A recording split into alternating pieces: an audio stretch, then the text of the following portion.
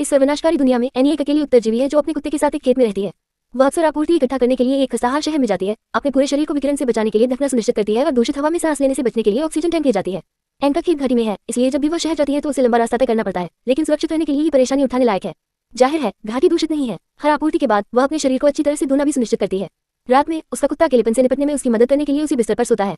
अधिकांश समय वह बहुत उबी हुई होती है। उसकी दिनचर्या में खेत के जानवरों, बाड़ और जंगल में लगाए गए जाल की जांच करना शामिल है। वह जांच करने के लिए करीब आती है, लेकिन उस पल में उसका कुत्ता पास में किसी की उपस्थिति के बारे में चेतावनी देता है।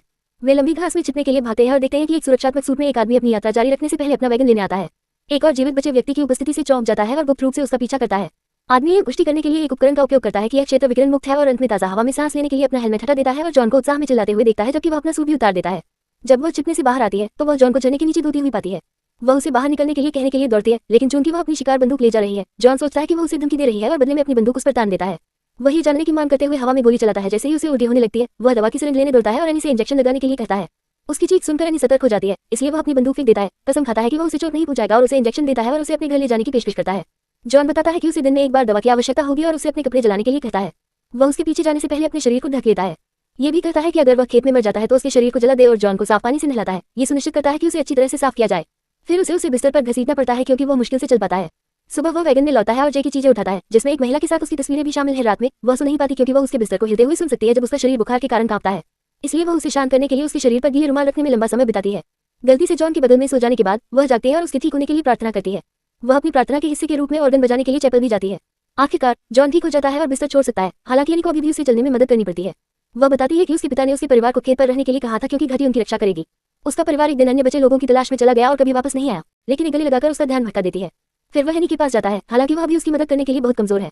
वह उसे कहती है कि वह ट्रैक्टर का इस्तेमाल नहीं कर सकती क्योंकि उसका पेट्रोल खत्म हो गया है और पंपों में बिजली नहीं है। जॉन उसे पंपों को हाथ से चलाने का तरीका बताता है, इसलिए वह दौड़कर पेट्रोल पंप जाता है और आखिरकार पेट्रोल भरवाने के लिए बहुत उत्साहित होता है। घर पर जॉन उसे दूर से गनस्कोप का इस्तेमाल करते हुए देखता है। कुछ ही क्षण बाद जॉन खुशी खुशी ट्रैक्टर से फसलों की देखभाल कर रहा होता है और कुत्ता उत्साह से उसका पीछा करता है। छोड़ दिया क्योंकि वह फंसा हुआ महसूस कर रहा था और फिर से एक वास्तविक जीवन चाहता था और सोचता है कि क्या वह अपनी पत्नी को ढूंढ रहा था। जॉन उसकी नंगी टांगे देखता है, लेकिन फिर भी अपने कमरे में चला जाता है। अगले दिन वह तालाब में मछली पकड़ने जाता है और तैरने का मौका भी लेता है और अक्सर जॉन को देखता रहता है, जिससे उसकी नजरें मिलती रहती हैं। बाद में वे साथ मिलकर मछली पकाते हैं और समझाते हैं कि तालाब का पानी उसी कुएं से आता है जो माना जाता है कि भूमिगत है। तालाब सर्दियों में जम जाएगा और वह बताती है कि पिछली बार बचना कितना मुश्किल था क्योंकि उसके घर का जनरेटर टूट गया था। जब वे वापस जाते हैं, जॉन जनरेटर का निरीक्षण करता है और पुष्टि करता है कि इंजन जल गया है और डीवीडी को जोड़ने के लिए खुद को दोषी मानता है, लेकिन जॉन उसे बताता है कि जनरेटर बहुत पुराना है और वैसे भी टूट जाता। फिर और आलू के साथ स्कूल की परियोजनाओं के बारे में एक मजाक बनाता है जो जॉन को एक विचार देता है। वे झरने पर जाते हैं और आकार को देखते हुए जॉन पुष्टि करता है कि वह एक पानी का पहिया बना सकता है जो जनरेटर को शक्ति दे सकता है। ऐसा करने के लिए उसे बहुत सारी लकड़ी की आवश्यकता होगी, इसलिए वह चैपल को खत्म करना चाहता है। एनी इस विचार के खिलाफ है और बताती है कि उसके पिता ने वह चैपल बनाया था ताकि वह हर रविवार को प्रचार कर सके। वह मानती है कि घाटी दूषित नहीं है क्योंकि चैपल इसकी रक्षा कर रहा है। उस रात कुत्ता किसी कारण से दरवाजे पर भौंकता रहता है। अगली सुबह वह अपने सामान्य कामों में लग जाती है और जॉन मशीनों का रखरखाव करता है। इसके बाद वह सामान लेने के लिए सड़क के किनारे बाजार जाता है। जब तक वह उसके साथ मिलती है तब तक उसे पता चलता है कि वह बहुत ज्यादा नशे में है। जॉन ये कहते हुए डिब्बे इधर उधर फेंकता है कि उसने उसके स्वाद के बारे में जान लिया है। ये देखकर कि उसने कौन सी चीजें खाली की है और क्या पीछे छोड़ दी है। उस रात वह उसे बिस्तर पर जाने में मदद करने की कोशिश करती है और जॉन उसे दीवार पर धकेलते हुए चल जाता है और कहता है कि उसे हर समय मदद की जरूरत नहीं होती है। घबराए हुई एनी अपने कमरे में भागती है। अगले दिन जॉन खेत से अंडे लेने की कोशिश करता है, लेकिन उसे कुछ नहीं मिलता और वह एनी से अपने व्यवहार के लिए माफी मांगता है। कुछ देर बाद वह ऑर्गन बजाने के लिए चैपल में जाती है और देखती है कि कोई उसे दूर से देख रहा है, लेकिन जब वह बाहर आती है तो वह व्यक्ति जा चुका होता है। यह मानकर कि वह जॉन था और फार्म में जाकर उसे बताती है कि उसका बजाना सुनना ठीक है। हालांकि जॉन कहता है कि वह चैपल के आसपास कहीं नहीं गया था। शाम को वे बढ़िया वाइन के साथ एक शानदार डिनर करते हैं और साथ में डांस करते हैं। वे चुंबन करते हैं, लेकिन इससे पहले की बात आगे बढ़े जॉन चुंबन तोड़ देता है और अपने बेडरूम में जाने से पहले एनी को डिनर के लिए धन्यवाद देता है। कुछ मिनट बाद जॉन एनी को उसके कमरे में देखता है और वो तुरंत अपनी पोशाक उतार देती है।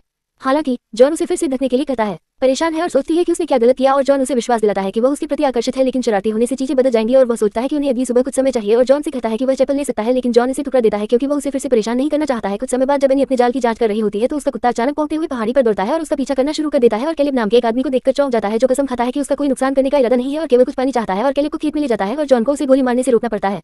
तब जॉन रेडिएशन की जांच के लिए कैलेब पर अपने उपकरण का उपयोग करता है, जबकि कैलेब स्वीकार करता है कि उसने अंडे चुराए थे।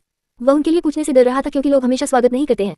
वह दक्षिण की ओर यात्रा जारी रखने की योजना बनाता है और दोनों से पूछता है कि क्या वह रात रुक सकता है और सुबह निकलने का वादा करता है।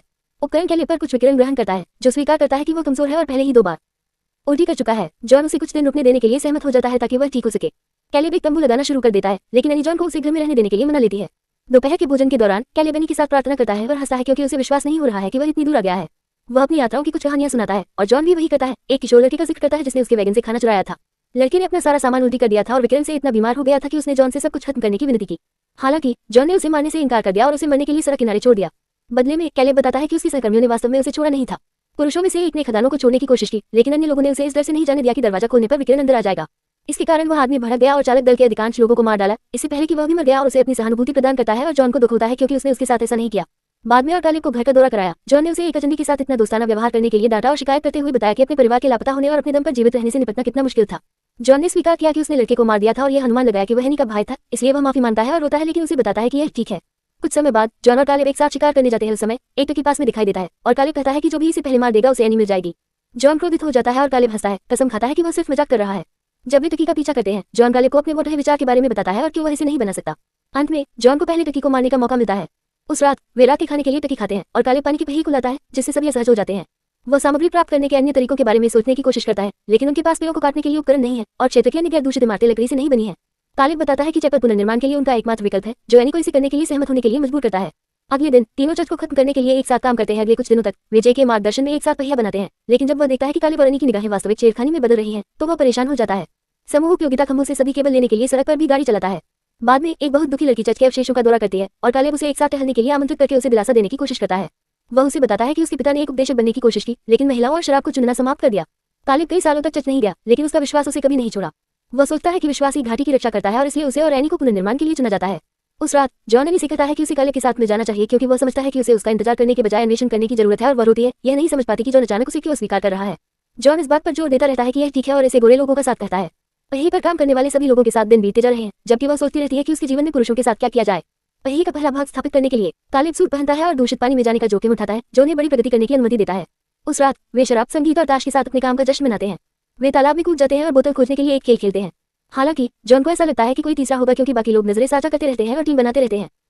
जॉन का इंतजार करते करते और उसकी शराब की लत से जूझते जूझते तक वह कालिब के पास जाता है और बाथरूम में दोनों शरारती हो जाते हैं। अगली सुबह नाश्ते के दौरान कालिब जॉन के सामने एनी का सिर सहलाता है और एनी इतनी असहज हो जाती है कि मेज से उठकर चली जाती है। दोनों उसके बिना काम जारी रखने के लिए राजी हो जाते हैं, लेकिन फिर भी वे इस बात पर चर्चा करते हैं कि वह कितनी खास है। कालिब सोचता है कि क्या जॉन चाहता है कि वह कभी न आए, लेकिन जॉन इनकार करता है और कहता है कि कालिब की बदौलत वह पहिया पूरा कर लेगा। ये सुनकर कालिब हंस पड़ता है। वह कहता है कि उसे जॉन की बातों पर यकीन नहीं है और उसे पता है कि वह ईर्ष्यालु है। वह ये भी मानता है कि वह समुदाय की तलाश करने के बजाय खेत पर ही रह सकता है। दोपहर में कालिब जॉन को प्रोजेक्ट पूरा करने में मदद करने के लिए फिर से सूट पहनता है। वे आखिरी पुर से सावधानी से लगाते हैं और जल्द ही पहिया पूरी तरह से काम करने लगता है। थोड़े जश्न के बाद कालिब वापस चढ़ने लगता है और गीली चट्टानों पर फिसल जाता है। खुशकिस्मती से जॉन रस्सी को कसकर पकड़े रहता है, जिससे वह गिरने से बच जाता है। फिर कालिब सुरक्षित रूप से ऊपर पहुंच जाता है, लेकिन फिर से फिसल जाता है। जॉन आखिरी पल में रस्सी पकड़ लेता है, लेकिन हिलता नहीं। वह कालिब को गंभीरता से देखता है और सोचता है कि क्या करे। कुछ देर बाद जॉन फॉर्म पर लौटता है और पिछली रात के लिए माफी मांगने की कोशिश करता है। जॉन उसे बीच में ही टोककर समझाता है कि कालिब दक्षिण में समुदाय की तलाश में निकल गया है। एनी को यकीन नहीं होता और वह उसे ढूंढने निकल पड़ती है।